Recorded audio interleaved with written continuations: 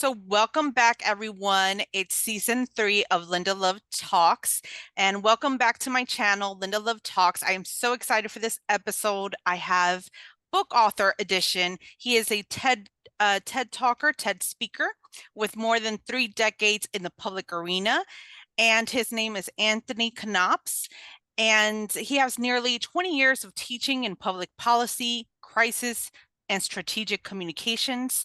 Anthony offers a rare blend of professional and academic experience that connects with a diverse audience worldwide. He has published several books, including a few children's books.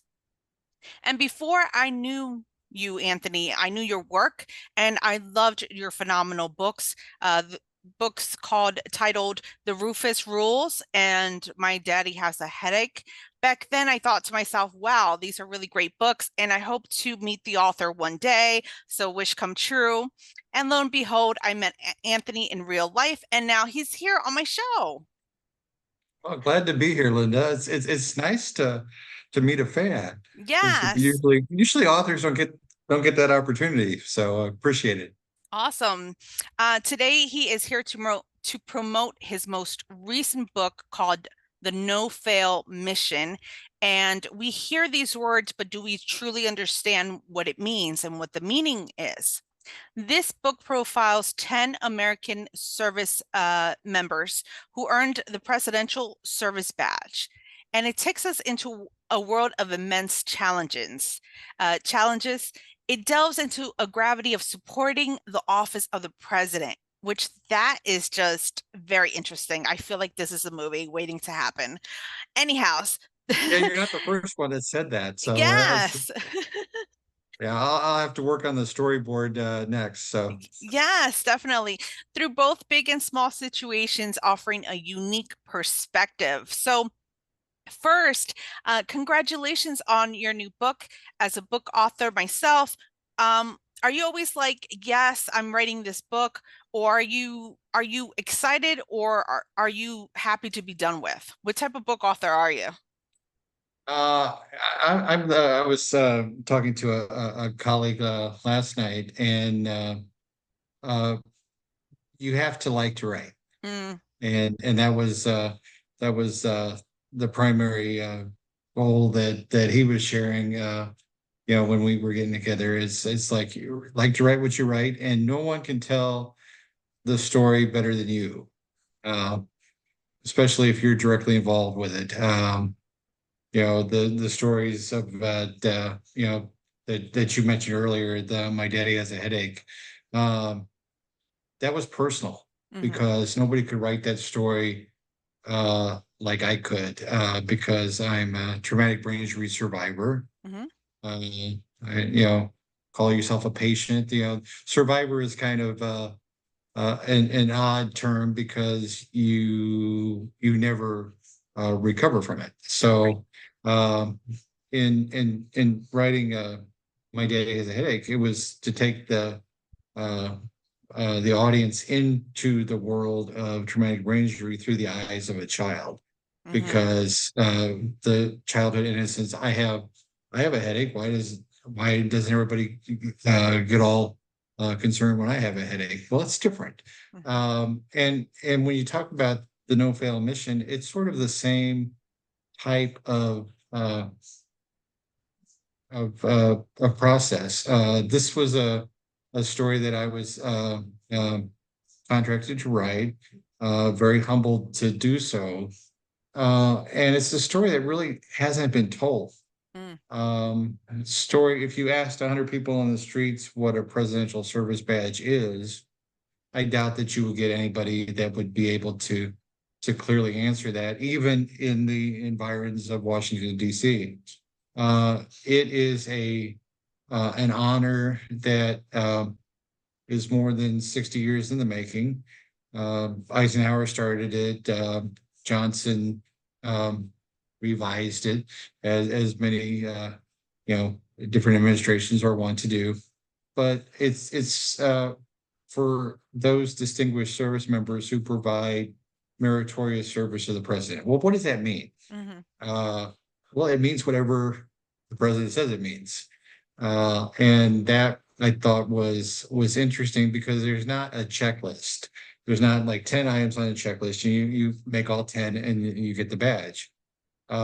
It's for interesting service. I mean, the stories that this book contains, it contains 10 profiles of people that did amazing things that nobody knows about.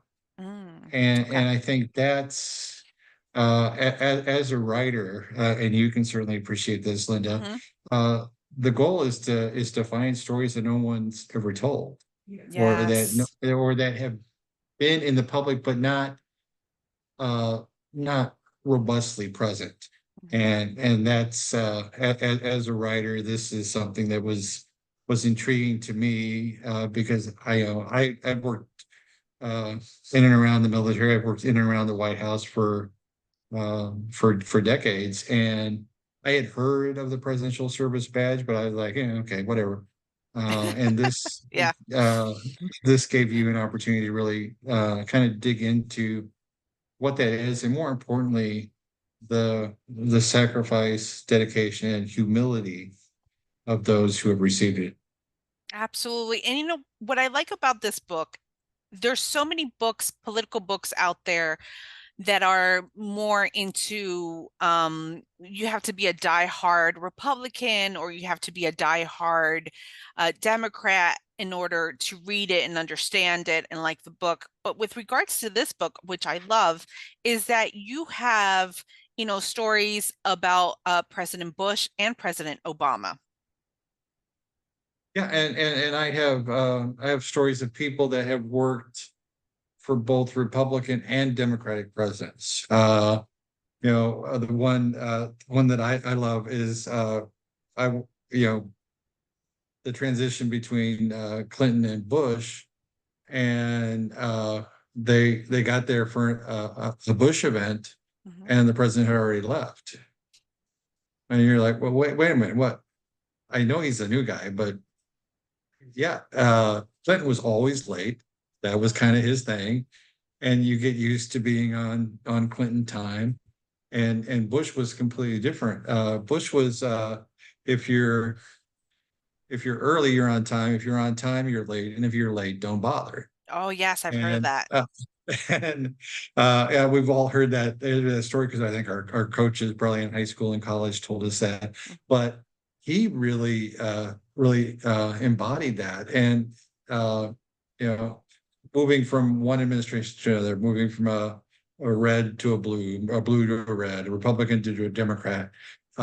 This didn't matter Hmm. to any of the recipients that are profiled in this book, that uh, they were there to serve the office, Hmm. not the person in the office. And I think in this day and age where everybody chooses up sides like it's dodgeball, Yes. we have an obligation to shed light on uh, the fact that we're Americans first. I Yes. mean, and I think the more we do that, the more we can get to a point where we do listen to the other side, where we talk about issues that unite us rather than issues that divide us. And we need that. Absolutely. Absolutely. Was writing this book difficult, or do you feel, did you find it more challenging than your past books? Well, I've written in a variety of genres, as you well know. Hmm. Um, this book was unique, but yet it was similar. Hmm. Um, you were able to, storytelling is storytelling, or whether you're Yeah. telling it to a young, a toddler, somebody who's been in the world for a while, or you're dealing with, a story is a story. And Hmm. I think the more that we can share stories, regardless of what it is. I mean, my first book I ever wrote was a murder mystery. Then I wrote a political thriller. Then I wrote a children's story. Then I wrote kind of a self-help book with the Rufus Rules. Now I've written a biography. So the common thread in all of those is it was an interesting story to tell. Yes. It was a story that I felt had value. And you know this as a writer, writing is a very personal thing. Hmm. Uh, and when you flip that switch and you send a book out into the world, you hope that somebody will adopt it and take it home and love it as much as you do. Uh, that's challenging because you're going from an introvert to an extrovert uh, in terms of engagement. So you know, every story has a common thread. Uh, you want to know what the ending is. You want Absolutely. to you want to be engaged. You want to be motivated. You can be emotionally driven. You can be, you know, all kinds of different things. So it's uh, you know, whatever story is out there, tell it.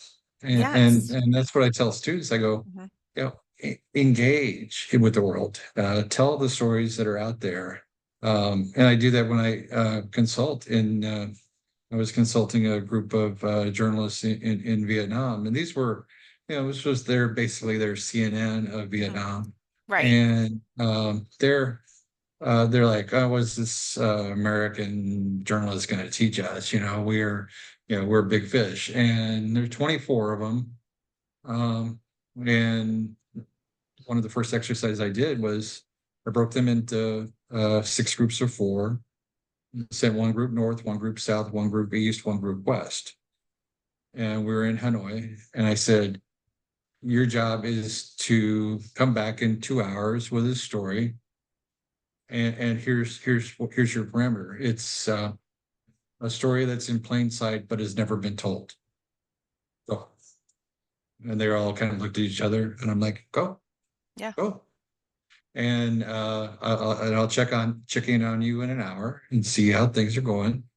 And before that hour was up, that first check-in call, they had called me and said, "Look what we found! Look what we found! Look what we found!" Hmm. And that's the excitement of storytelling, uh, where I I drive by this every day and I never saw it. I stopped and looked. I stopped and asked. I stopped and looked at it from their perspective. And I said, that's the art of storytelling. Yeah. And they were like, oh, it was, and just different approach to it. And I still keep in touch with them. It's been, 5, 10 years since that. But they're always like, hey, let me share you this story. Think I did okay? I'm like, yeah. Yeah. Nice. So it's connecting. Nice. How did you find the stories for this book? Did Were there certain individuals you already knew? Did you find them like on LinkedIn? Did they come across in a newspaper? How did they um arrive in your book? How did you research them? Well, the person that contracted me to write the book he was a presidential service badge holder Oh, himself, wow. and he's like, these stories need to be told, and I can think of nobody better to tell it than you. And I was like, well, I could think of three, four, five, six other people that are better than me. But he's Yeah. like, no, no, no, I want you because I know you can handle it with the tact and Hmm. the tenderness that it requires. And he goes, here's a list of 30 people, see what you think. And one conversation leads to another conversation leads to another. Well, you need to talk to Mark over here, or you Yeah, should right. talk to John over here. His story is much better than mine. And he did X, and I just, I just held somebody's napkin, and uh, and it came down to these 10, and their stories were really compelling. And I will tell you that since the word has gotten out that the book is coming, I've got calls and emails and messages from a lot of different service members who said, you need to talk to this person, you need to talk to this person. So I think this latest list is about 94 uh, Wow. Okay. for the next one, because you're going to be writing another one, right? And I'm like, well, Wow. let's get the first one out, and then and then we'll talk. Um, but yeah, so this is one of those stories where I want to showcase these presidential badge service or the presidential service badge recipients, particularly those that are getting along in years, because as we learned just a few weeks ago with the D-Day and the celebrations or the commemoration, excuse me, at Normandy, uh, those voices are becoming more and more silenced. And if we don't share those stories and these stories of the Presidential Service Badge recipients, then shame on us. Right. My next question, um, you've challenged yourself in so many other genres. Is there a genre that you're like, no, I just won't write about that? Uh, I mean, no, I can't say that you know, I would have any expertise in young adult fantasy or something like that, Right, right. because that's just not my wheelhouse. Yeah. It's storytelling, sure, but you know, chasing vampires and dolphins around the planet, I don't know. Yeah. Uh, but yeah, each project is different. Each book is Yeah. different. It takes on a life of its own. I mean, the sequel I'm writing to my political thriller right now is, it's Washingtonian Hmm. and it's thriller but if I tell somebody it's a political book, they're like, I'm not gonna touch this. But if I tell them it's a mystery, then it's like, oh, I might have to read that. So it's all in how you frame a particular story. How you present it, how you showcase it. Marketing. I mean, Yeah. the writing is the easy part. I've discovered, it's the business side of it that's the more challenging side. Oh, absolutely, definitely. I just found out through your website actually that you coach. What is your coaching on? Well, I've coached for a number of years. I've coached journalists, as you just heard. Hmm. But as you know, I you know, in short, coaching to become better communicators. Um, and how do you do that? Well, in large part, you do that by listening. I mean, we teach and we've all taken classes in debate, in presentations, in how to use PowerPoint, those things like that. But how often do we teach a class about listening? We don't. We just assume that we're going to listen. Well, we don't. uh the average brain can process about 300 words uh you know, a minute, or whatever it is. And our capacity to or to speak that is, the best speaker is about 100 words a minute. So what do you do with that extra 200 words? Well, you're worried about, did I let the dog out? Do I need to get gas? What I have to do at the store? And when you start to look at it analytically, how can you be a better listener? Hmm. What can you do to improve that skill set? Because if you become a better listener, you by definition become a better communicator. And then you're able to connect better. You're able to tell stories better. You're able to be a more, you know, productive member of society, for lack of a better term, you know? Yes. And coming to the end of the podcast. So, what is your message for the audience? Um, I think it's just for this book, which you know is is coming out on July 16th. Woohoo. Um, I know, right? Yeah, It's not that far away. it's not.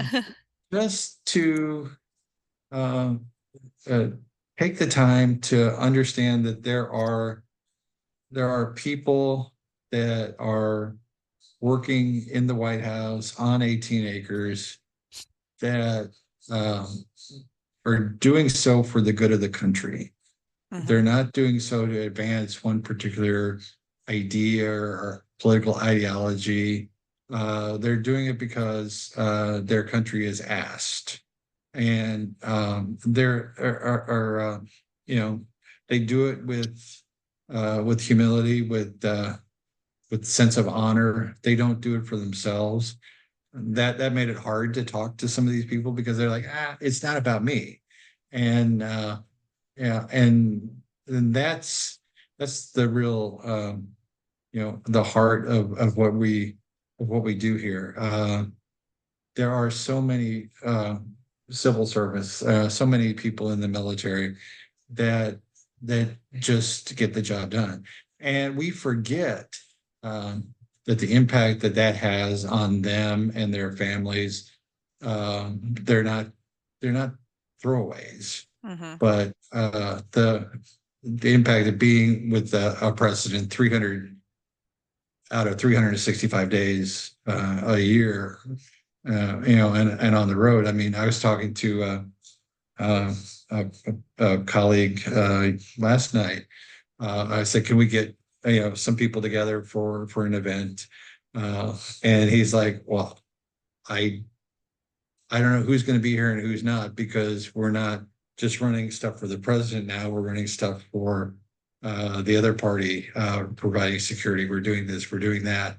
And I had an event this past weekend, and I was hoping to get 100, and I got 25 because the 75 are out on call. Hmm. So it is impactful to families.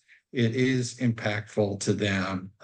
Mental health is something we touch in the book, and we forget that these people are just as human as you and I. They're not robots. They're not you know little things impact them, Hmm. and the more that we can shine a light on that and bring the stories about their stories of humanity to the world, I think the better off we are. Absolutely. And this has been such a great podcast. Anthony, real quick before we end the podcast, where can people find you? Do you want people to follow you? Do you have social media? Yes, yeah, thanks.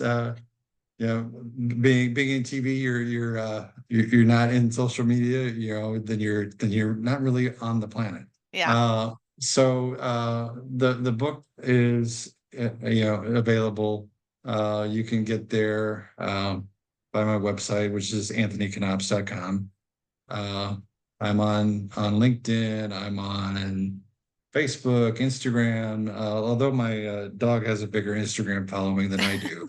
Uh, but yeah, I was posting on X this morning. I still can't call it X. I would call it Twitter.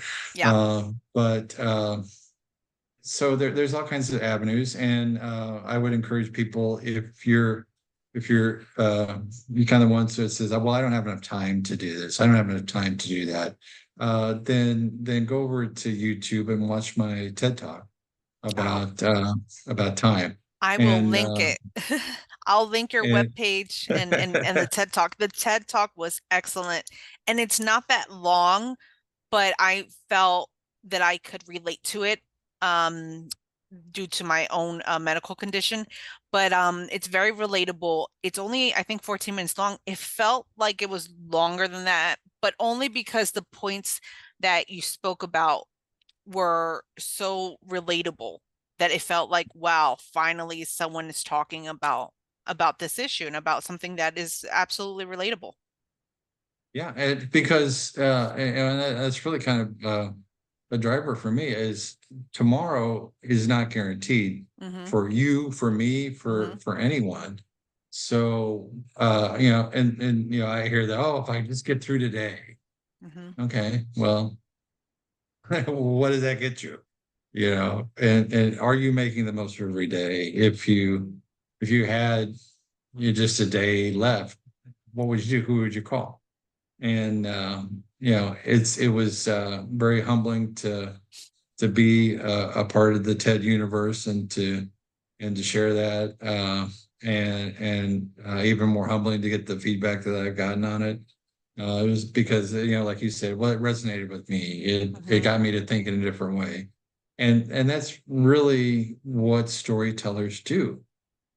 It gets people to think in a different way. It gets people to look at an issue a different way. And the more we do that, I think the better off our audience is because they can take the time to listen to what